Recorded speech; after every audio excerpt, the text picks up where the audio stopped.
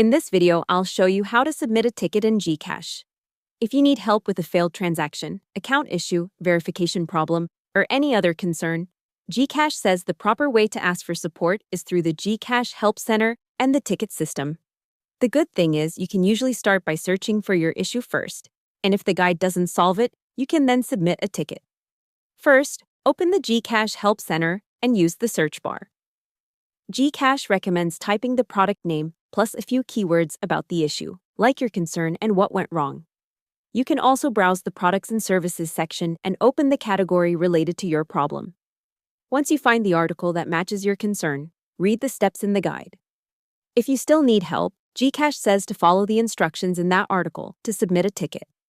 In other words, the ticket option is usually tied to the specific issue article, so it helps to open the correct support page first.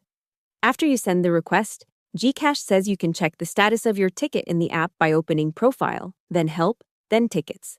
You can also watch your GCash registered email for updates from support. If your concern is urgent, GCash also has an official hotline available daily from 8 a.m. to 5 p.m. with 24/7 help for urgent security concerns like scams, fraud, lost or stolen phones, and unauthorized transactions. So again, to submit a ticket in GCash, open the GCash Help Center, search or browse for your issue, open the related article, and follow the steps there to file your ticket. Then check Profile, Help, and Tickets in the app or your registered email for updates. Hope the tutorial was helpful, subscribe to my channel, and see you in the next video.